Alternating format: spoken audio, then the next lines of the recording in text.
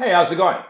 This video is a primer for the Ukraine conflict. I'm making it specifically for people who don't really know what the hell is going on, okay? Because this is like a soap opera, and you know, you're being dropped into the middle of the show, and you're like, who's that guy? And who's that guy? And why does this matter? You know, this video is for those who have no idea about this particular series and want to catch up with all the previous episodes, if you see what I mean.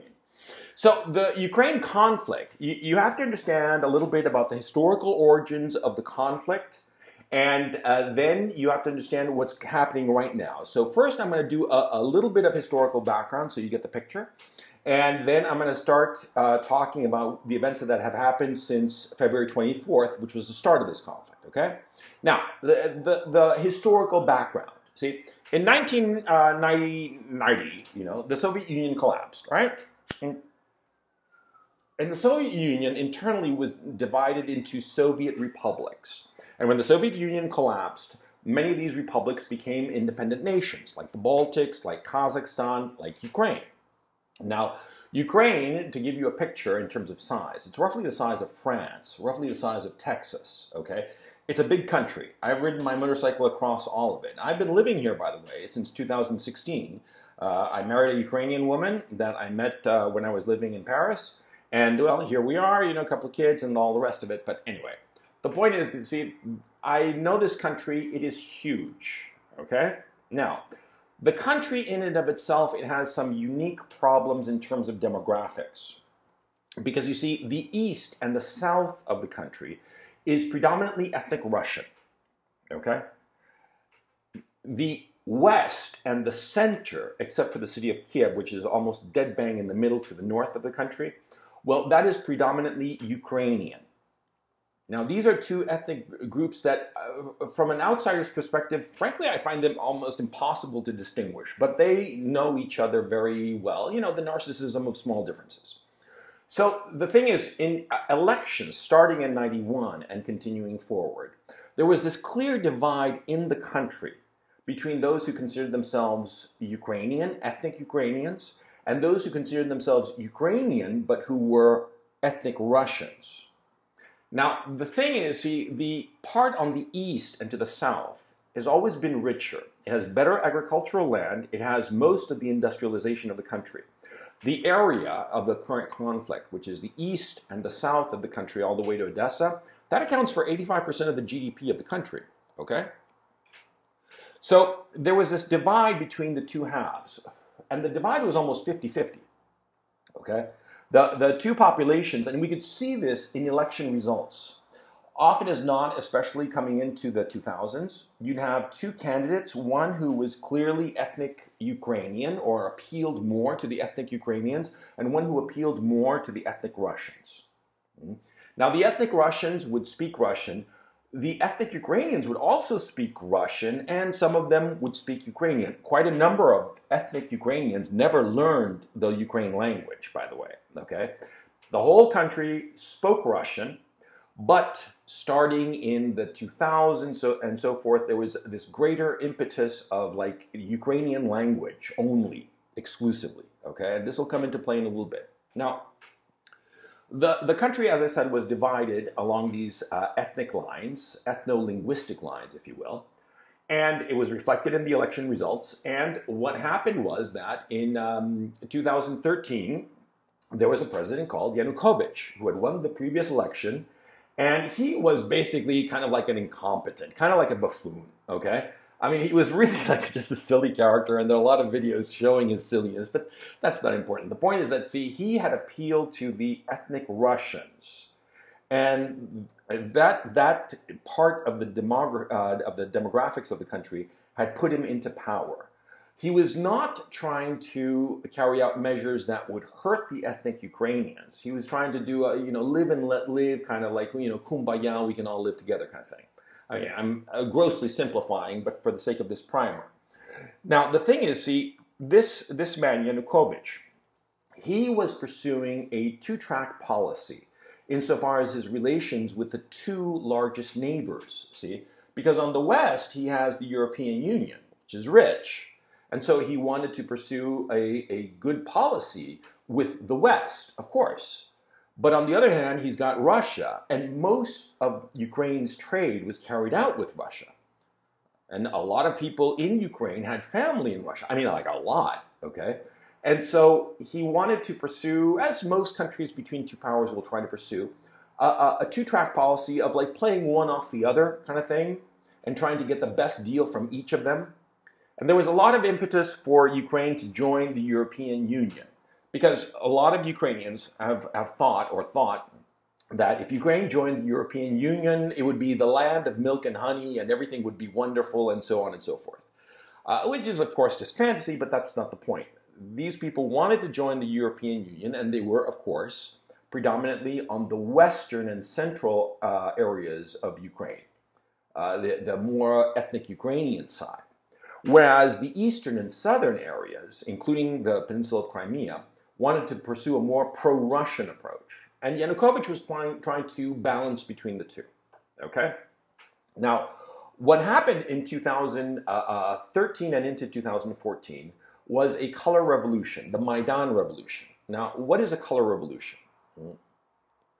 You see, the West, the Americans specifically, have come up with this very tidy trick to overthrow a government it doesn't like.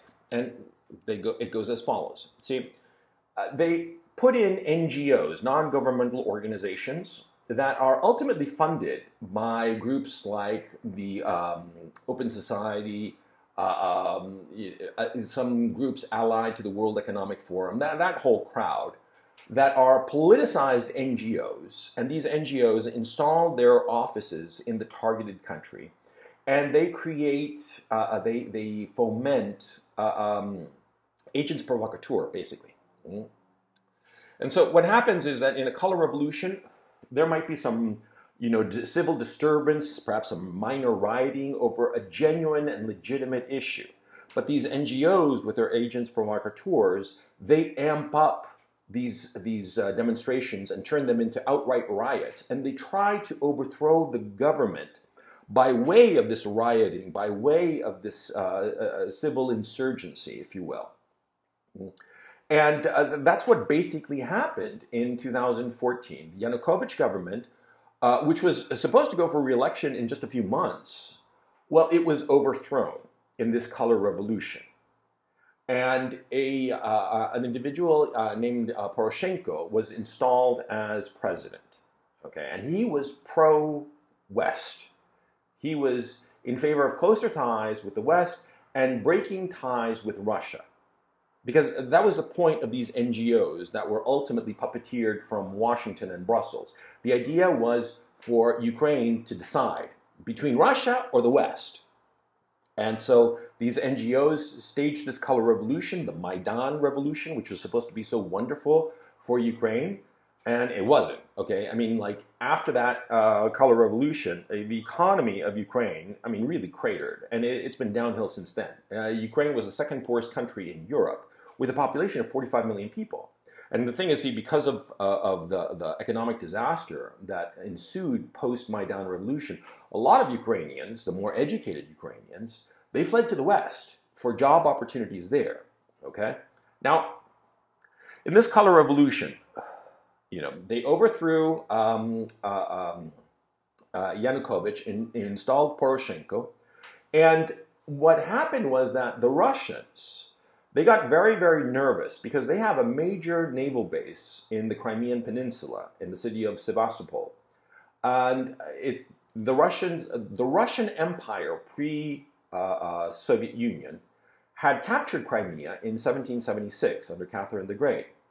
And Crimea was a very important strategic location for Russia because it's only a warm water port. And so it needed Sevastopol, it needed Crimea, the peninsula. Furthermore, the population of Crimea is 95% ethnic Russians. They self-identify, before the Maidan Revolution, they self-identified as Russians, okay? Now, let's go back a little bit. Let's talk about Vladimir Putin. Okay, Vladimir Putin is a a very capable leader who did a series of interviews with Oliver Stone, which I suggest you watch. They're quite long. Oliver Stone interviewed him over a number of years and created this documentary. It's really an extraordinary documentary. I mean, as a work of documentary, it's incredible. And it gives incredible insight into Vladimir Putin. Vladimir Putin, he is, for all intents and purposes, what you would call an ethnic nationalist. But he is not an imperialist. This is key. See, when you talk about an ethnic nationalist, you think of the bad old guy in Germany with a little mustache. No, no, no. What Putin, the thing that really stuck in Putin's craw, and it's very apparent in this documentary because he says it a number of times, is that, you see, when the Soviet Union collapsed, something like 30 million ethnic Russians all of a sudden found themselves in a foreign country. Because, Estonia, Latvia, Lithuania, Kazakhstan, Uzbekistan, Ukraine, they had substantial ethnic Russian populations. Like I said, in Ukraine, half the population was ethnic Russian, okay? So he always found that a tragedy, that was the tragedy of the collapse of the Soviet Union. He is not in favor of rejiggering the Soviet Union and create Soviet Union 2. He's not interested in that. But he finds it a catastrophe that all these ethnic Russians are no longer within Russia's borders, which is reasonable. I mean, suppose, just for the sake of argument, that the United States collapsed and say, the state of Texas wound up becoming a separate state. I mean, a lot of Americans would say, look at all those Americans in Texas who are basically in a foreign country now. I mean, it was kind of like that, okay? But he has never tried to carry out any war of conquest, any war of territorial aggression to capture more territory. He's got plenty of territory as it is, And Russia has all the natural resources, that it could ever want. So it's not hurting for natural resources. It's not hurting for territory. But, Vladimir Putin feels, and he has said this repeatedly, and you always should take people at their word in such matters, he has always felt that those ethnic Russians who were left out of Russia after the collapse of the Soviet Union are people that he, as the leader of Russia, ought to at least look after their best interests as best he can, which is reasonable, okay? But be that as it may. The point is that, see, after the Maidan revolution, I personally call it a coup because it really was a coup d'etat, okay? After the Maidan coup, see, the Russians got very nervous about losing Crimea because they were worried about two things. Number one, they would lose their warm water port. And number two, they were worried that their naval base that's fully geared up, all kinds of equipment, infrastructure and whatnot, would become a NATO naval base. And they didn't want to have NATO naval base right in their underbelly, geographically speaking. Of course not. And the population of Crimea is 95% ethnic Russian. And so what did the Russians do? They grabbed it. Basically, it was more complicated than that, but for purposes of this primer, that's what they basically did. They grabbed it, okay, during the chaos of the Maidan revolution, the Maidan coup. And this outraged the West because, of course, that was the whole reason that they overthrew the Yanukovych regime. They wanted to have Ukraine decisively shift to the West, and so that NATO could take over Crimea and Sevastopol and have NATO ships controlling the Black Sea, which is the only warm water outlet that Russia has for its goods and services, okay? And so, that was the whole purpose for the coup, to grab Crimea. The Russians beat them to it, beat them to the punch, okay? And the West was outraged, and they inflicted all kinds of sanctions on Russia. Now, these sanctions, at the time, in 2014, really, really hurt the Russian economy because they were unprepared. Because the Russian economy, following the collapse of the Soviet Union, had been completely westernized. And this is something important. You see, when the Soviet Union collapsed, it was a political collapse, an economic collapse. And what happened was that a lot of Western NGOs, a lot of Western financiers, a lot of Western advisors came to Russia and, for all intents and purposes, started stripping the country of its wealth. That's what they did. And what they did was, the way that they did it was that they found friendly oligarchs. And these oligarchs were just, Guys who just a couple of years before the collapse of the Soviet Union had been driving taxis and shit. I mean, just random nobodies, but very well-connected nobodies. And these guys grabbed up on the cheap a lot of very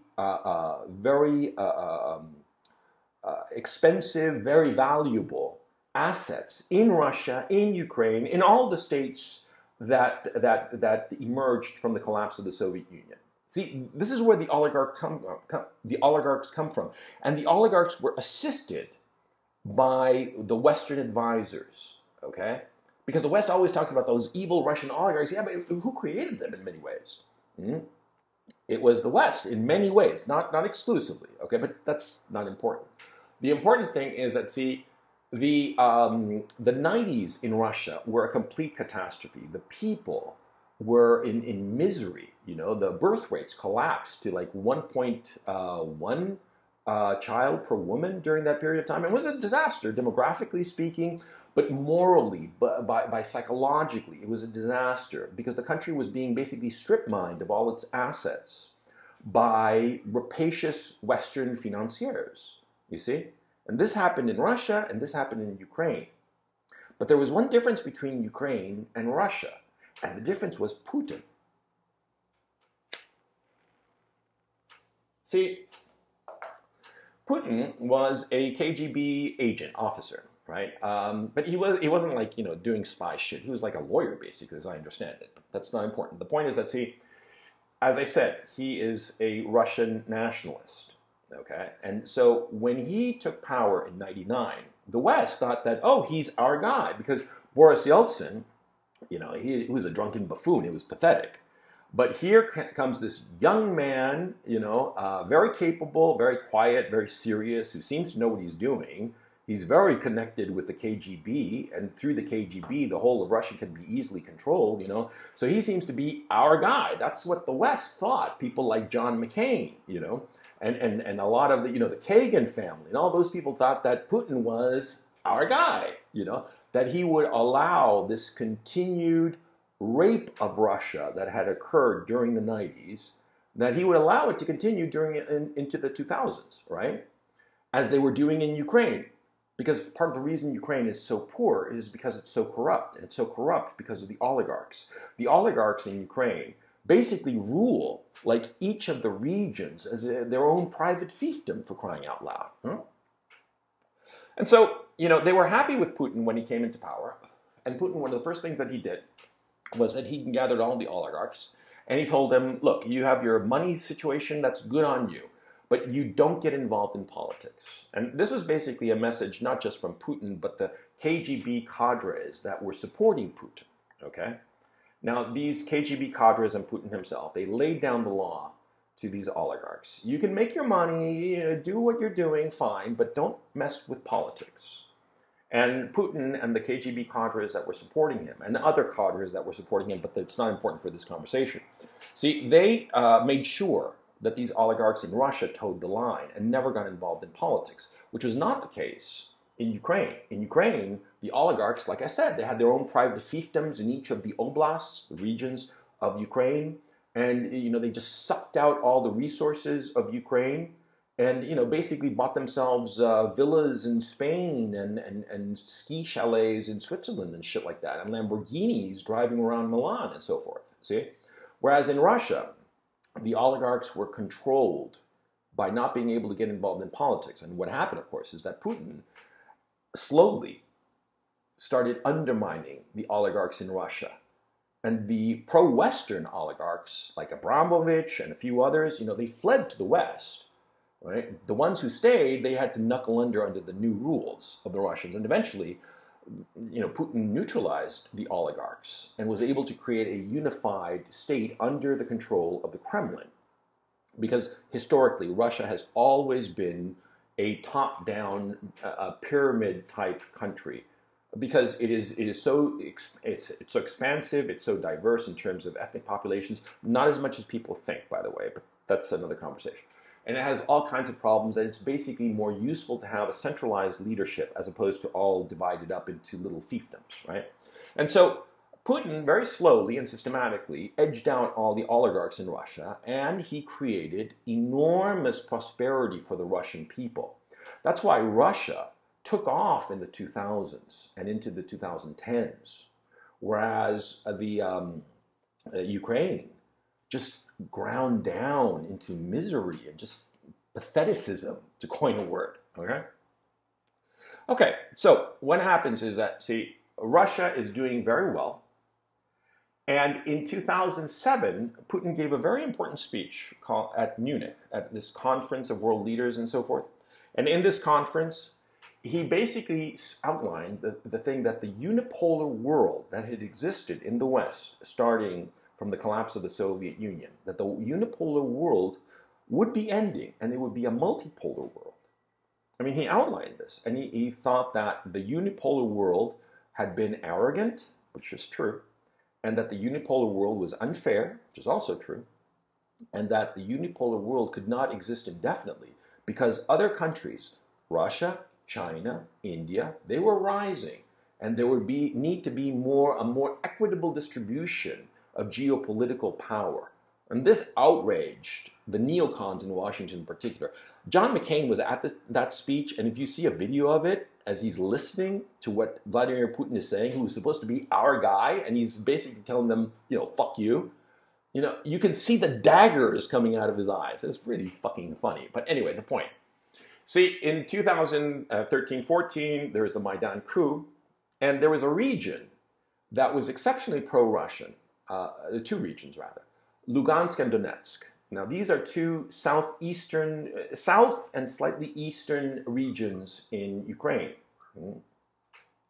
which of course had very heavily ethnic Russian populations. I mean, something like 70% or something like that, or perhaps a little bit more, as a matter of fact. Not as much as Crimea, but they wanted to join the Russian Federation. Now, just like Crimea had joined the Russian Federation, okay? And so what happened was that the Poroshenko regime dispatched the Ukrainian army to put down that separatist movement. And that's where the first Ukraine war started. The first war of the Donbass, because that area, Lugansk, Donetsk, is called the Donbass, okay, for historical reasons that don't matter in this conversation. And the thing is, they tried to put down this, this rebellion. And there was a homegrown militia, certainly aided and abetted by the Russians, but really homegrown. I mean, people who actually lived in the Donbass, who started resisting this. And there was wars and, battles and the whole thing at a much smaller scale than what is happening now, but they were happening, okay?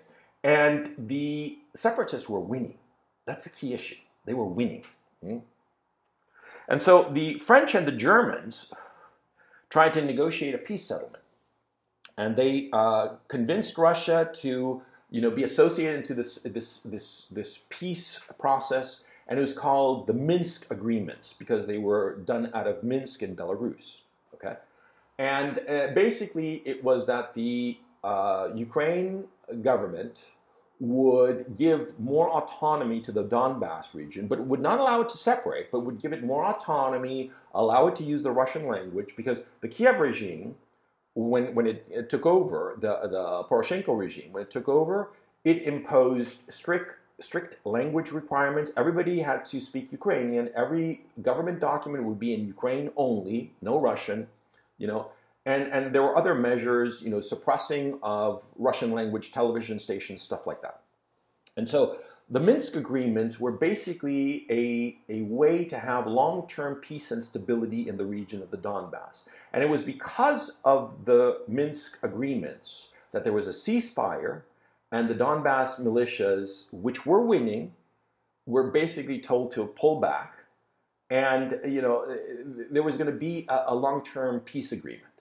But what happened was that the Kiev regime never implemented the Minsk agreements. On the contrary, starting in 2014, the Kiev regime started heavily fortifying the area that bordered Ukraine with the separatist region of the Donbass, heavily fortifying it, which is what we're seeing now. The battles that are taking place are in those fortifications, you see?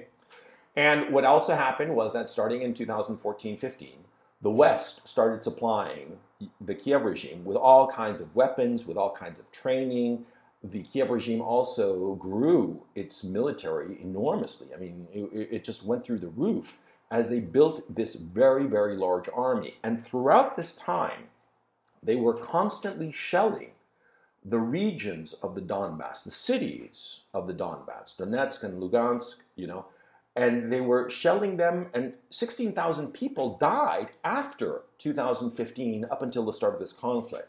That's something that the Western media will never tell you, see? Because what they were doing was that they were trying to basically terrorize the Donbass into relenting, into not being separatists anymore, okay? They were trying to attract them by way of this relentless shelling that happened all the time, and it affected civilians. Thousands of civilians were killed. 1,000 children or 800 children were killed because of this relentless shelling of civilian areas. And they knew that they were civilian, right? And so we come to 2021. And in 2021, what starts happening is that the Russians start making these moves because there's a lot of political pressure from the West for the Kiev regime to take over the Donbass, to take over it definitively. Because what the West is thinking is that they really want Crimea. That's all they really want, Crimea. They don't give a shit about the rest of Ukraine. They want Crimea so that they can have the Black Sea, so they can have a dagger underneath Russia's belly. Okay, and so the Russians, they see that this is coming. Okay, and they had been hurt very badly by the economic sanctions that had been imposed on them in 2014 because of their annexing of Crimea. Because the Kiev regime never accepted that Crimea had been annexed, and the West didn't accept it, and that was the excuse for these sanctions, which hurt the Russian economy badly.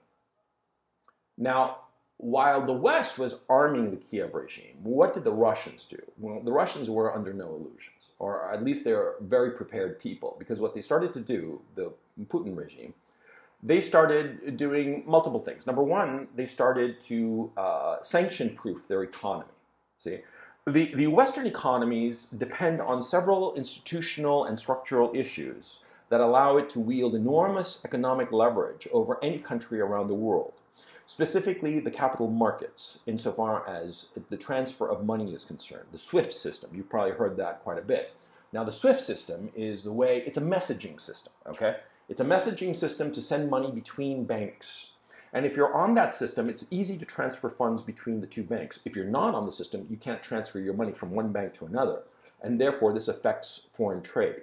See, because somebody who's trading in something, they go to their bank and say, I have money, I need it to put in that bank over there in that other country because I'm buying something. And, that's how it works. And that's how the West has had enormous leverage over all of the economies of the world by way of these institutional factors, these structural factors, the financial infrastructure. Okay. Now the Russians, what did they start to do? They started to create a parallel messaging system within their own country, within their own banks. They also started to create their own credit card systems and other payment systems to detach themselves economically from the West. Because these sanctions, as I say, they really hurt the economy of Russia back in 2014. And so they started to detach themselves and economically. And they also started rearming at a very, very fast rate. They started rearming, building a bigger army, doing all the things necessary for a potentially prolonged conflict. That's what the Russians did. Whereas the West, it started arming Kiev. And so you see where I'm going here. This war that's happening now, it didn't come out of the blue. It was, in the post for quite some time. Now in 2001, a lot of this tension started to escalate for various reasons that aren't very important. But finally what happened was, and probably the trigger, there were probably two triggers for the Russians. Number one, in January of 2022, the current president, Zelensky, who is an actor, and he was actually put in power by oligarchs, an oligarch called Ihor Kolomoisky, and other people as well. This actor went to Munich to another conference of world leaders, and in that conference he started saying that Ukraine ought to have nuclear weapons, and nobody said anything. Everybody was like, yeah, that sounds like a good idea, and scared the shit out of the Russians, number one, because, they don't want nukes in Ukraine, just as like the United States would not want Chinese nukes in Mexico, right? And so he said that, but much more seriously, what became apparent was that the Kiev regime had put a huge number of troops just across the contact line in front of the Donbass. Okay, the separatist region of the Donbass, right, here on your screen, right, the line of contact between the rest of Ukraine and the Donbass region, that's what it's called, the line of contact. And on the Ukraine side, the Ukrainians had not only been fortifying it for 8-9 years by that point, they also started amassing an enormous number of troops. And the Russians, I mean, this at the time was not known. It's become known after the fact. But the Russians realized what it was. It was an invading army. The Ukraine forces, the Kiev regime, was getting ready to invade the Donbass.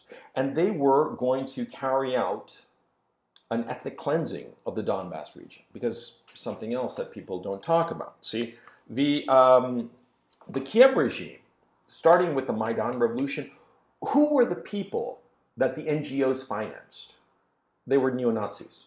That's the thing. See, the NGOs that carry out color revolutions, they always support the most extreme faction, because the most extreme faction of any given country is the one most willing to turn to violence to overthrow the regime. See, a moderate opposition party is not going to think about using violence. They're going to try to achieve their political goals by political means. But the radical crazies, they're going to go to violence. And so that's who was supported in the Maidan revolution, the Maidan coup. The neo-Nazi crazies, and they are neo-Nazis. Don't kid yourself. Okay? So, you know, the Azov battalion, they proudly wear their swastikas. That's how the Russians can tell when they capture prisoners, you know, which one are the real crazies, because they have their Nazi tattoos on. I'm not kidding. So anyway, in 2022, right, the Russians realized that the Kiev regime was about to invade the Donbass, and they were going to carry out this ethnic cleansing of Russians because they had said so. The Kiev regime had said repeatedly, different spokespeople of the Kiev regime had said that they wanted to wipe all the Russians out of the Donbass and make it pure Ukraine, 100% ethnic Ukraine, when historically, for the last 250, 300 years, it had been ethnic Russian, okay? And the Kremlin was not going to have that. And so just as the Kiev regime was going to launch its offensive to recapture the Donbass, where they were going to launch in mid-March of 2022, well, the Russians launched a special military operation in February 24th of 2022. They beat them to the punch, again, just like in Crimea, okay? Now, the invasion, a lot of people say that the invasion was a failure and this and that because the Russians came with an expeditionary force of 190,000 troops compared to the Ukraine army, which at the time numbered something like 240,000 troops, okay? Not including other territorial defense forces, police forces, and other than that. If you add all of those up, it's 600,000, right? But just like the standing army, they had 240,000, and the Russians came in on basically 6 different fronts, if you count them, 4 to 6, depending on how you count it. They came in with 190,000 troops, right? And it was supposed to be like this lightning strike and capture.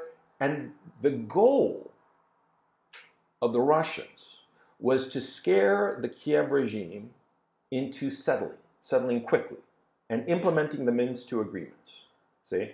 Because they'd done this before.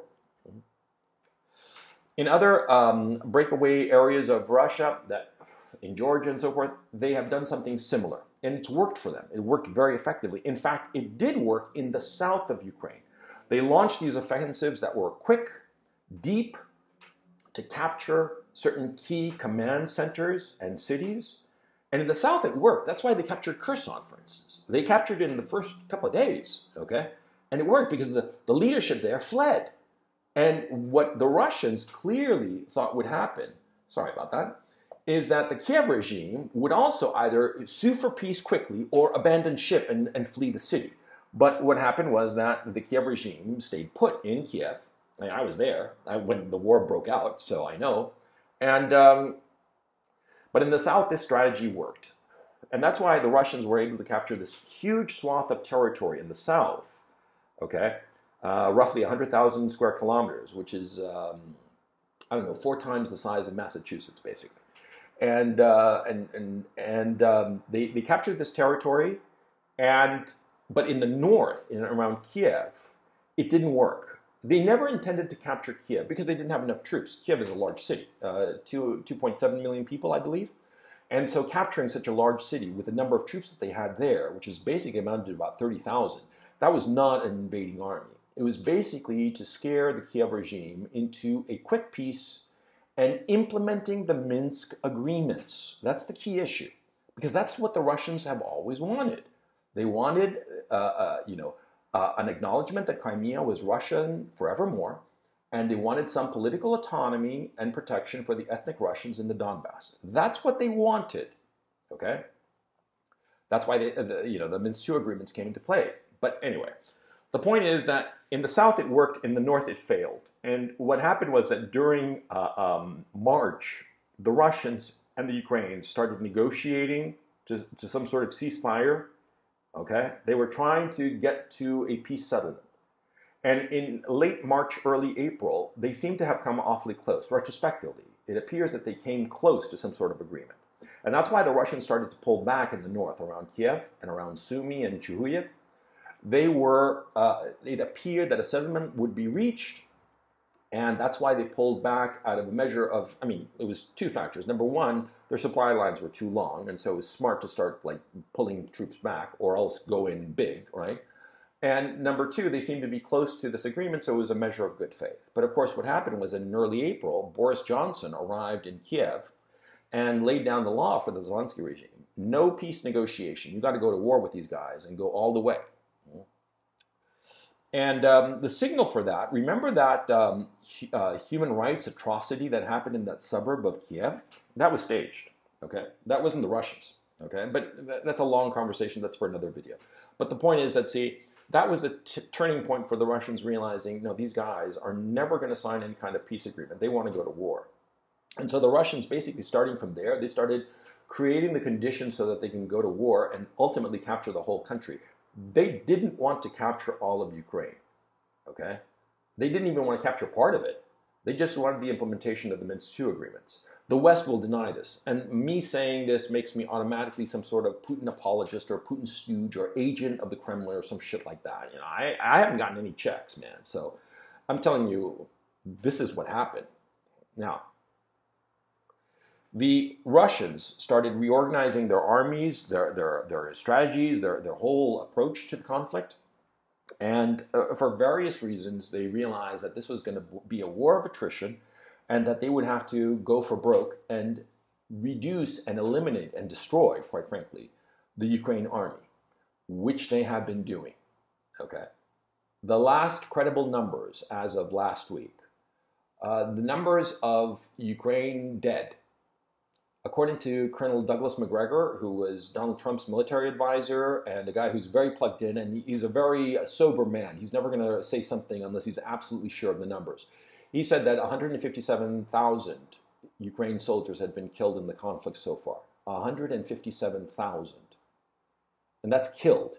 That's not wounded, incapacitated, which is easily double that number. So roughly 450,000 Ukraine men have been lost to this conflict. That's a reasonable estimate at this time. And so far as the Russians are concerned, the BBC has been trying to figure out the numbers very diligently because, of course, of the propaganda value. They want to show that the Russians have been losing so much in this conflict in terms of lives, right? And they have been very clever using, apparently, AI to scan all of social media in Russia to find out all the dead in Russia, because of funerals and different, memorial services and stuff like that. And they've come to the conclusion that the Russians have lost roughly 20,000 men, at most, 20,000 killed in action. 157,000 killed in action versus 20,000. That's an 8-to-1 ratio. On top of that, the Russians, starting in September, they got really serious. They brought in a general called Surovikin, who's a very capable commander. He fought in the Syrian conflict for the Russians. And he was placed in overall charge of this conflict. There was later a reorganization, and a lot of people say that, oh, he was demoted or something like that. And no, it was just basically administrative reorganization of the military command structure of the Russians that affects nothing insofar as this conflict is concerned.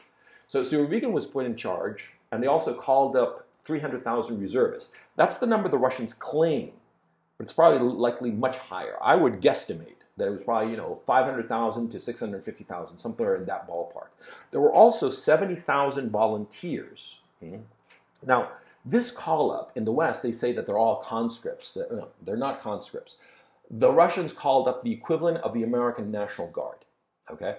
Those weekend warriors who are, many of them veterans, and they're signed up to the National Guard, and they go running around in tanks and helicopters and shit, a couple of weeks every year. Yeah, basically the equivalent of the Russians. They called up those troops. Those guys are already trained soldiers, okay? And gave them, a quick 2-3 week refresher course, and they've assembled this army. Right now, around Ukraine, there is an army that the last credible estimate about a month ago was that it was about 540,000 troops. By this time, it's probably closer to 650,000. It's enormous. It's in southern Belarus. There's about 100,000 or more there. On the northern border of Ukraine, there's also a huge deployment here. I'm in Kharkov, which is about 40 kilometers from the eastern border of Ukraine, the western border of Russia. Right across the border in the area of Belgorod, there's also another huge army. And to the south, there's also a third huge army. The Russians have amassed this enormous concentration of forces, and they are steadily grinding away at the Donbass. Now, why has the war taken so long? Well, because the Russians, first of all, in this kind of warfare against heavily fortified positions, it takes a long time to grind through them and clear them out. It's not a simple matter, okay? And you need artillery, a lot of artillery. And see, this goes against NATO doctrine, because NATO doctrine had never anticipated that a big war would be industrial on this scale, that you would need so many thousands of artillery shells. The Russians are sending over 20,000 artillery rounds per day, 20,000 per day, relentlessly, okay? And, the Ukraine stores of ammunition and weaponry and so forth, they got ground down. Why do you think the West is now sending them tanks and scrounging around everywhere for ammunition and stuff? Because the Russians have tried it. It's been a war of attrition, and they've ground down the Ukraine forces. And, if these numbers of killed in action are accurate by Douglas Macgregor, which I have no reason to doubt him, well, the Ukraine armed forces is just a skeleton of what it used to be. Likely, this war would have ended in August had it not been for the Western the Western troops, because the West has been putting in troops. There have been Poles, there have been Romanians, there have been Americans, there have been Australians, there have been Brits, and this isn't something that I'm making out of the hat. A lot of these guys Westerners who have fought in Ukraine, they've given YouTube videos about this. This is known. This is not like some secret information, okay? The Poles seem to be the biggest group of foreign soldiers in Ukraine, and different people say that it's between 15,000 and 20,000 soldiers, and at least 2,500 of them have been killed in action so far. Anyway, what is happening now with Bakhmut? Okay, because there's a lot of talk about Bakhmut. Now, Bakhmut is a very key city, and also Ugledar. Two very key cities that are about to fall to the Russians. Now, why are they important? Because they are transportation hubs. In and of themselves, the cities are trivial. I mean, Bakhmut is a town, a city of 75,000 people before the war. In and of itself, it's not important. What's important is that it is a transportation nexus. And so the Ukraine forces have been putting everything into Bakhmut, and the Russians have been grinding them down. And right now we are at a stage that the Kiev regime has bet the ranch on Bakhmut and Ugledar to a lesser extent. And once these two cities fall, the next line of defense that the Ukraine has is just going to be practically a tripwire for the Russian army. So at this time, once Bakhmut falls, which would be in the next, nobody really knows, But if you said between 1 week and 4 weeks, it's something around that area. But it will eventually fall. It's inevitable because the Russians are just methodically grinding away. They're not launching these big arrow offensives. They're just every day shelling and advancing little by little, inch by inch. And once they have broken through and captured Bakhmut and potentially encircled a fairly large agglomeration of Ukrainian soldiers there, it's going to be, it's going to be the death blow of the Kiev regime, okay? And that's why in the West they're panicking, and they're talking about sending tanks, sending F-16s, sending all kinds of stuff, because the war is coming to an end, and they realize it. And it's become impossible to hide, because they've been able to hide the number of casualties. They've been able to hide and pretend that when Russia pulls back from some area, it's some great victory. It's not. The Russians have pulled out of two areas. The Kharkov region area, near where I am, as a matter of fact, they pulled out, and everybody in the West said this was a great victory, the victory at Kharkov, right? And it wasn't. What happened was that the Russians had a skeleton force there.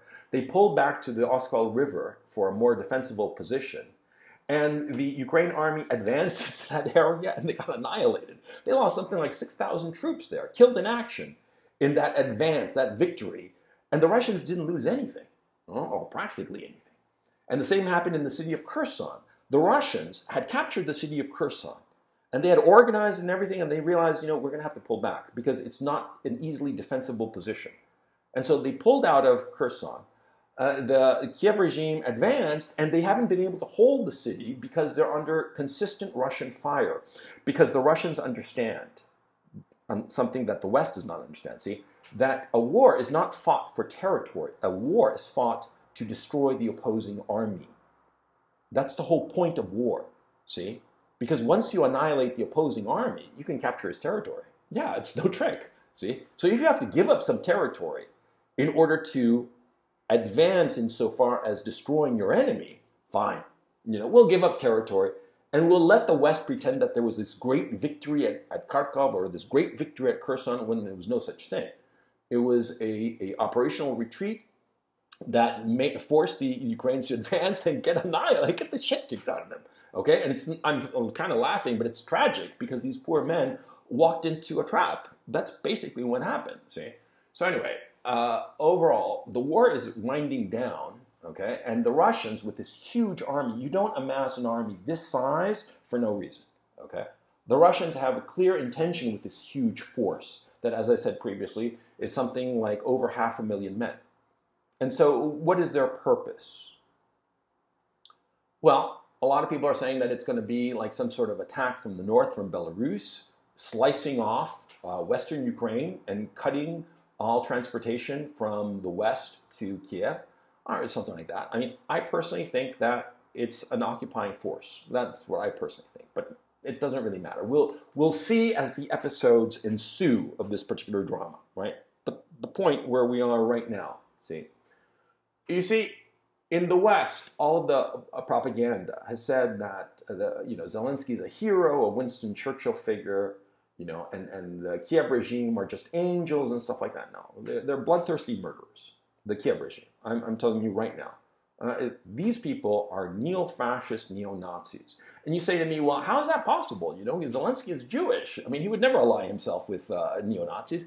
No, dude, it doesn't really matter. I mean, they don't care that he's Jewish, okay? They hate Russians, okay? So if they need some Jewish guy to pretend to be president, because he's not actually the president, he's not actually the leader in the things that really matter, right? The West is the one puppeteering Zelensky, right? They don't care. They just want to kill Russians because they hate Russians, because they are individuals whose soul is black with hatred, okay? And they want to destroy all the ethnic Russians who were living in the Donbass. They talked about it openly. These are the descendants of the people who were Nazi collaboratists back in the Second World War. These are the people we're talking about here, okay? I mean, these are scum of the earth. I don't give a fuck. It's the truth. They are Nazi scum. I mean, real fascists, right? Now, are the Russians angels? Certainly not, They've got some bad apples like everybody, and some of them a lot of bad apples, sure. But in this particular conflict, see, this was something created by the West because the West wanted Crimea so badly. And they still talk about Crimea. They can't let go of that particular bone because they want Crimea at all costs, because they want to be able to have something hanging over the Russians' head. Now, here's the funny thing that has happened. As soon as the war started, the West started with all these sanctions, right? These sanctions against Russia. But the Russians, since they'd been preparing for like 7 odd years, when the sanctions actually took place, it didn't affect them. Not one little bit. At first, yeah, in the panic, sure, the ruble shot up and all kinds of things, and the Moscow stock market tanked and all that. But long term, the Russian economy is doing fine. They're doing better than ever. Because what has happened is that all of their exports that previously were going to Europe, they're going to India, especially India, and also China. And the Russians, yeah, they're being deprived of their iPhones and their BMWs, but so what? They've got other consumer goods from China and India as well. So it hasn't really affected the Russian economy. Even the IMF admits this fact.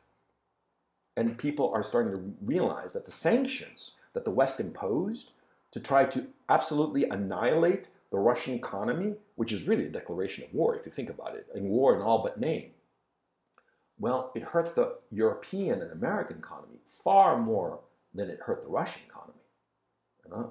The Russian economy is sailing on, sailing on. European economy, people are starting to die of hypothermia in the UK because they don't have access to the cheap energy of Russia from before. See? And so everything that the West has thrown at the Russians has boomeranged right back at them. And so now they're panicking, and they're trying to figure out a way out of this situation. And they figure that if they throw more tanks, it'll help. It won't help. The Ukrainians, rather, they had like something like 2,000 tanks before the start of this conflict. You think a couple of hundred now is going to help? I mean, why are they asking them? Because those 2,000 tanks are gone. That's basically, you know. And so what, a couple of hundred, maybe 300 tanks, is that going to change the outcome of the conflict? No, it won't. The Russians are just going to destroy them. Because what's happened also is that in this war, a lot of preconceived notions as to what was militarily effective, well, a lot of these illusions have been dispelled. Tanks don't mean shit if you've got drones and precision artillery. Because tanks are no longer fighting tanks. Tanks are fighting artillery with the drones. The drones spot the tanks and pinpoint where the tank is, even if it's moving, and the artillery clocks it right on the money. So it doesn't matter how sophisticated your tank is, you know, it's got all kinds of gear and stuff and armor plating and all this bullshit. Who gives a fuck? One artillery round will knock out that tank, okay? And the same with planes. I mean, look, it's really changed the whole notion of modern warfare. And what has proved to have happened is that the Russian approach of high quantity, very simple, basic gear is the right approach. Because as Stalin himself said, you know, quantity has a quality all its own. And see, the Russians, you know, in the West are talking about the Russians doing human wave tactics.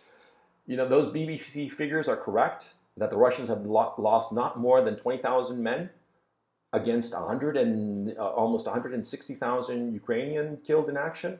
Then clearly the Russians are not using human wave tactics. On the contrary, the fact that they retreated from Kherson and from Kharkov because they wanted to protect those soldiers that they had occupying those areas, and they saw no benefit into holding on to that terrain, well, it proves that the Russians are very concerned about husbanding their resources and not frittering away the lives of their soldiers, which is not the strategy of the West, or the strategy that the West has imposed on the Kiev regime. Because the Kiev regime is using human wave tactics. You're going to start to see, as I've realized, is that a lot of times when the West accuses the Russians of doing something, it's usually projection. It's usually that the West is doing what they're accusing the Russians of doing. See? Now, is there going to be an end to this conflict? Well, there isn't going to be a rapprochement between Russia and Europe. The ties between Europe and Russia have been broken forever. And it wasn't the Russians, it was the Europeans. The Europeans wanted this divorce with all their sanctions and stuff, and all the Russophobia. Mm?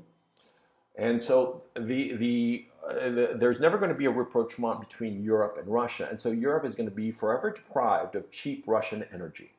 That's a fact. And even if they wanted to get the energy back, the Nord Stream pipelines, they were destroyed by the Americans. The Americans, the Brits, and the Poles probably were involved in the operation itself, but it was a decision taken in Washington. And Victoria Nuland a couple of days ago practically bragged to Ted Cruz that they had taken out the Nord Stream 2 pipelines, right? And so, look, there is never going to be cheap energy going from Russia to Europe. Europe is toast economically. And, the Russians have pivoted economically so decisively towards India and China. And during this conflict, the other countries have seen Western actions against Russia, like seizing the foreign reserves of the Russian central banks, cutting off and deliberately trying to destroy the Russian economy. And they're realizing, hey, if we become targeted by the West, what the West has done to Russia, they're going to do to us. So it's smart for us to start breaking away from the Western financial system, i.e. the American financial system. And the American economy, because it's an over-indebted economy, it depends on the rest of the world using dollars.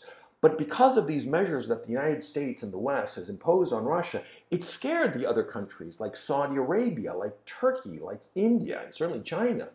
And they are pivoting away from the American financial system. And as they pivot away, they buy less dollars. They buy less dollar debt. That is, they stop propping up the American economy. You see? So you see how this conflict is emerging? And you understand how at the start of this conflict for the Russians, this was existential, because for them, having Ukraine be a part of NATO was an existential crisis, because they could not have nuclear weapons in Ukraine that could hit Moscow in under 5 minutes. They couldn't allow that to happen. That's why for the Russians, Ukraine was a red line, see? And so for the Russians, at the start of this conflict, this was existential, but it wasn't for the West. Yet the West made it an existential crisis for themselves. And now, because they have so antagonized the Russians and have so scared the rest of the world, essentially the West has lost already. Even if they somehow magically had some sort of military victory here in Ukraine, the long-term effects on the Western economies, is going to be profound. And that's why you in the West now are suffering inflation. You're going to suffer, an impossibility to pay your electric bills and your heating bills. You're having supply chain issues. All of this. You understand? Anyway, I'm going to end here because I've gone on for almost 50 minutes, and I hope that I've given you like an overall view of this conflict. Okay? This is really World War III. This is real World War III. Because this conflict is not going to end here in Ukraine. It's going to continue. And next up to bat is probably the Israeli-Iran conflict. And certainly within the next couple of years, we're going to see the Americans go toe-to-toe with the Chinese. The Americans are already saying this, and the Chinese have been put on notice. So this is the direction of travel. This is World War III that we are involved in. Okay? It started here, but it's not about this country, Ukraine. What it is the collapsing power of the United States, and as it collapses in its power, it is thrashing out, trying to hold on to that power, and picking fights with other countries so as to pull them down. Paradoxically thinking that if you pulled them down, the American economy and the American state and the American power will resurge. But it won't, you see? This is overall what's happening. It's the Americans panicking at their loss of power, lashing out, and creating chaos around the world. And the rest of the world is essentially aware of this. And that's why we're going to have these conflicts. It's not going to end here in Ukraine, even though the war here in Ukraine will probably not last that much longer. It's going to continue. And it's going to end with the American-Chinese war. Understand what's going on.